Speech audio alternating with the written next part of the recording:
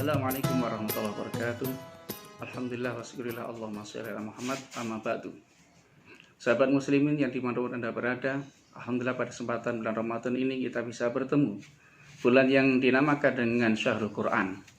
Maka karena di antara nama bulan Ramadan adalah Syahrul Quran, marilah kita sama-sama belajar tentang apa kewajiban kita terhadap Al-Quran. Sahabat muslim yang dirahmati Allah Subhanahu wa taala, minimal ada 4 hal kewajiban kita terhadap Al-Quran. Yang pertama adalah tilawatan, membacanya. Rasulullah SAW bersabda dalam hadis Tirmidzi yang artinya, saya tidak mengatakan alif lam mim itu satu huruf, tapi alif adalah satu huruf, lam adalah satu huruf, mim satu huruf. Yang mana setiap huruf dalam Al-Quran yang kita baca itu ada satu kebaikan yang bisa dilapatkan oleh Allah Subhanahu wa taala menjadi 10-700 kali lipat. Ketika kita membaca surah Al-Fatihah saja, sudah berapa banyak huruf-huruf yang kita baca yang di situ adalah butiran-butiran kebaikan yang dilipat gandakan oleh Allah Subhanahu wa taala. Dan kebaikan itu adalah tujuannya untuk menghilangkan sayiat, kesalahan atau dosa-dosa kita. Sidang kaum muslimin rahimakumullah, selain itu membaca Al-Quran adalah merupakan karakter dari orang yang beriman. Seperti disebutkan di dalam surah Al-Baqarah 121, alladzina atainahumul kitab yatluna haqqa tilawatihi ulaika yu'minuna bi.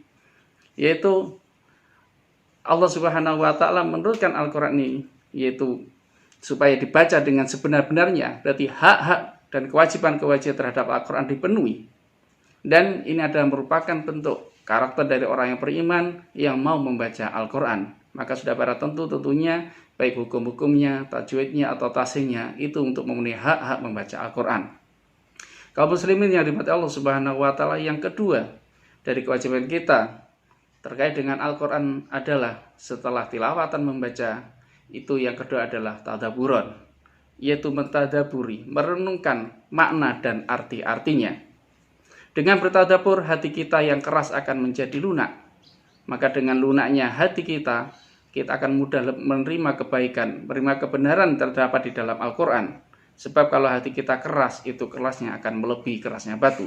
Summa qasat qulubuhum min ba'di dzalik fahiya kal hijarati aw asyaddu qaswah. Kemudian hati mereka, orang-orang kufur, orang-orang musyrik kafir itu menjadi keras, dan kerasnya hati itu melebihi kerasnya batu. Maka surat Muhammad ayat ke-24 pun sangat menegaskan, afala yatadabbaruna al-Qur'an am ala qulubin aqfaluha. Maka mengapa mereka tidak mau membaca Al-Quran, atau di hati mereka sudah ada kunci hatinya yang telah mati.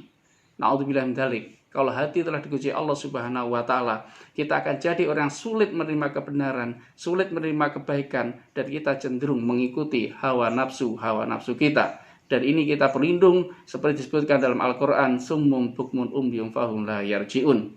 Kaum muslimin dari Allah Subhanahu wa taala, kewajiban yang ketiga kita terhadap Al-Quran itu adalah hifdon, yaitu menghafalkannya.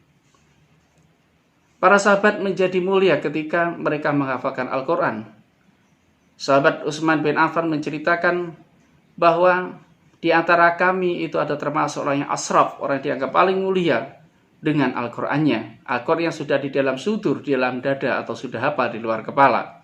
Di mana selanjutnya sahabat Utsman bin Affan radhiyallahu anhu menjelaskan, kami biasa menghafalkan 5 ayat walayatawazuna, dan mereka para sahabat kami itu tidak akan melampaui, tidak melanjutkan hafalan lagi kecuali sudah menjadi ilman wa amalan, bahwa hafalan yang sudah mereka punya itu menjadi ilmu dan amal. Ilmu berarti itu berawal dari tadabbur, dan amal hasil dari perenungan terhadap Al-Quran, dan merupakan perintah dari Allah Subhanahu wa taala untuk mengamalkan tersebut.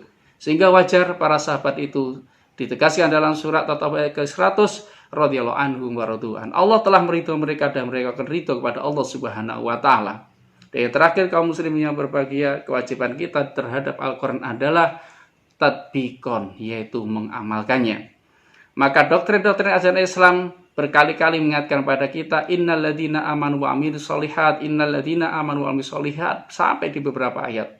Seorang beriman itu adalah juga beramal soleh. Orang beriman juga beramal soleh. Sehingga seorang yang beriman tentunya dia dipadukan antara kesucian hati, kemudian ilmu yang dia punya, dan kemudian memanfaatkan ilmu yang dia mendapatkannya. Maka disinilah di antara hikmah dari sebuah doa, Rabbi zid ilma warzuqni fahma. Ya Allah, berikanlah saya tambahan ilmu dan juga berikanlah saya orang yang mudah untuk mengamalkan dari ilmu-ilmu tersebut. Aku qouli hadza wa astaghfirullakum wallahu muwaffiq ila aqwamit thoriq. Wassalamualaikum warahmatullahi wabarakatuh.